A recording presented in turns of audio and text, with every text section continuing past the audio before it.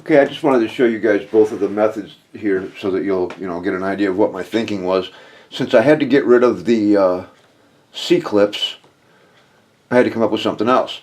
Now, one thing that's really good for me is that when they put this thing together, they used a lot of like off-the-shelf stuff, like 12 millimeter sprocket axles and 10 millimeter axles for the road wheels. This is just, like I say, off the shelf stuff. You can get centerless ground 10 millimeter rod that's been hardened. It's no problem. And then they machined it from there and, put it together.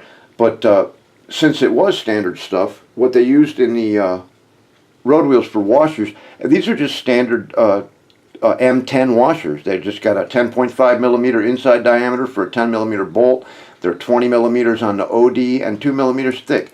So since they did use standard stuff and nothing was hard to replace, I picked up a bag of these washers. There's 50 of them in there. I got it for like $4 down at Fastenal. If you guys don't know Fastenal, it's a pretty good company. I don't know if it's worldwide or what, but there's a lot of them in a lot of different states here in the U.S. and they've got everything you need for nuts, bolts, any kind of fastener. If you want to use roll pins or cotter keys or whatever, any kind of fastener you're looking for, they're pretty good.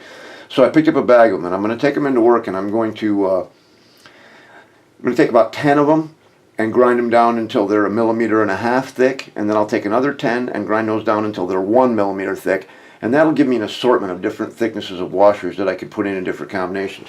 Like on this wheel right here, I really need about another millimeter. I should maybe in here use a 1.5 millimeter and a 1 millimeter. That'd probably be just about perfect. But that way I want it stacked up so that it comes almost to the end of the axle. And then once that is done, I'll take one of these, which is just a standard body washer. It's just a number 8 by 3/4 inch body washer. And I was going to use 4 millimeter by 0.7 hex head bolts. I wanted the hex head instead of the socket head cap screws because of the extra clearance right here. Socket head cap screw is a lot thicker than this head is. So once that's all in, I just put the fender washer on the bolt. I'm going to put some Loctite on it, of course, for the final deal. And then you just put the bolt on. Hello. That's what I get for trying to do stuff with too much stuff in my hands.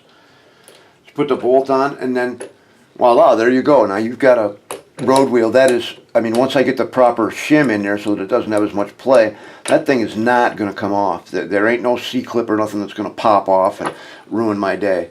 All right, so that was the first method that I wanted to try, but these damn axles are so hard. They're like a 30 Rockwell. I can drill them, but they're very, very difficult to tap. It can be done, but I wasn't going to spend that kind of money on it.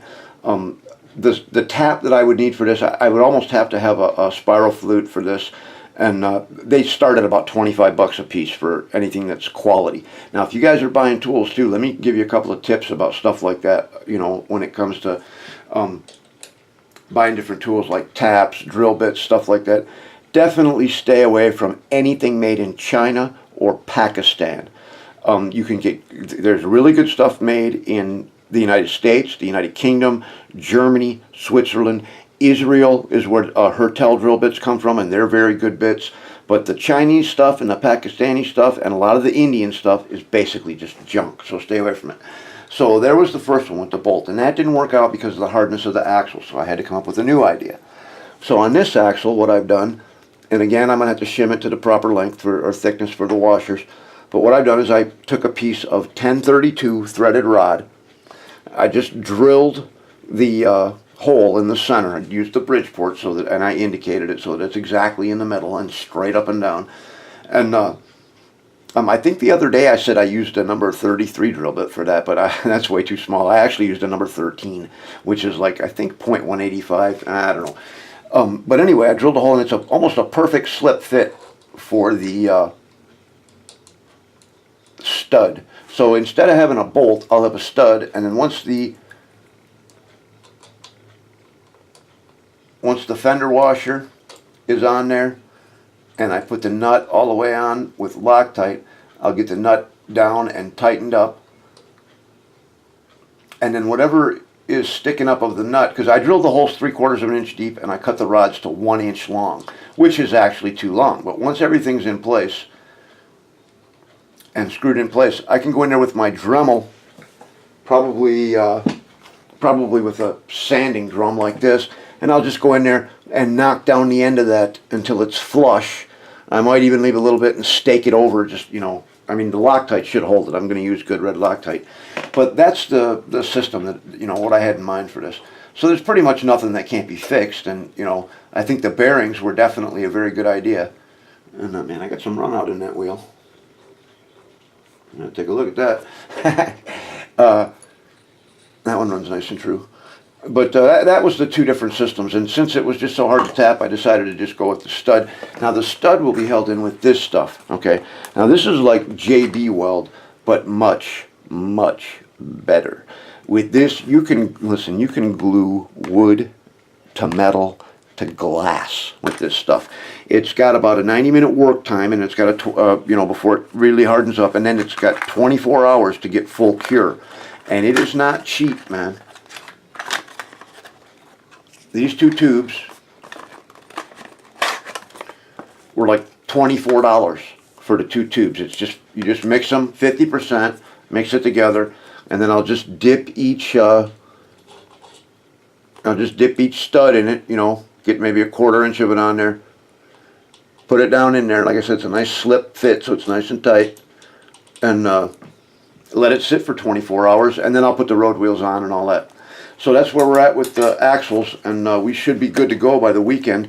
The IBU is in and providing sound, and I'll do a few tests this weekend, and then it's all about the upper. I think we're going to start detailing the upper. I got to figure out the paintball cannon. So if anybody has done a servo elevation and servo traverse in a turretless tank, such as a Jagdpanther, Jagdtiger, Jagdpanzer 4, Stug 3, any of the turretless tanks, if you've put in servo elevation and servo traverse, I would really like to see how you did it. I'm thinking about making a rectangular bracket that the gun will hang in, and it'll have posts on each side so that it can tilt up and down, and at the top as well so that it can go back and forth. And, you know, we'll have to see. I'll get it figured out, though. So anything that you've done like that, I'd really like to see pictures. All right, guys? Thanks so much for all your help on this, and we'll see you next time.